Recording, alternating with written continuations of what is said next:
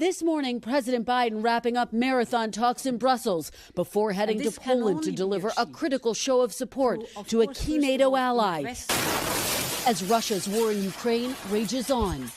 Poland is now the epicenter of the humanitarian crisis sparked by Russia's invasion, taking in more than 2 million refugees from Ukraine in the last month, concluding a day of emergency meetings with NATO and other allies. The president announced the U.S. will commit more than $1 billion in humanitarian aid and take in Ukrainian refugees. We'll welcome 100,000 Ukrainians to the United States with a focus on reuniting families. After warning Vladimir Putin may use chemical and biological weapons in Ukraine, the president vowed the U.S. will take action if Putin launches a chemical attack. The nature of the response would depend on the nature of the use.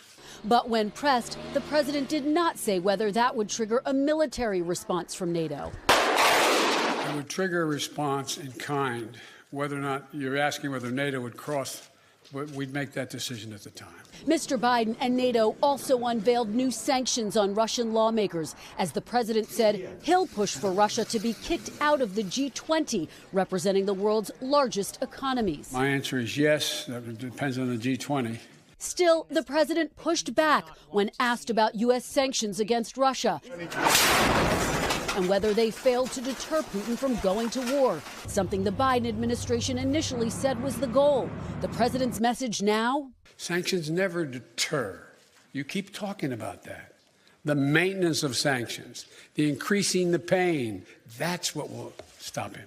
And when asked if he was too quick to take military action off the table and whether that emboldened Putin? No and no. So, Kristen, we talked about the president going to Poland today. Obviously, this is where he will see that refugee crisis firsthand. That's absolutely right, Savannah, and the stakes could not be higher. The president's agenda will center on the humanitarian crisis that is unfolding here in Poland that we've all been witnessing. He's going to kick that off by attending an event aimed at providing support for the increasing number of refugees here. He's also expected to meet with American troops sent here to bolster NATO's forces along the border. And on his final day tomorrow, Mr. Biden will hold critical talks with Poland's president, all capping off a really important trip. The president hopes will force Putin to take pause and scale back his aggression. Savannah. Kristen Welker, thank you very much. Hey, thanks for watching our YouTube channel.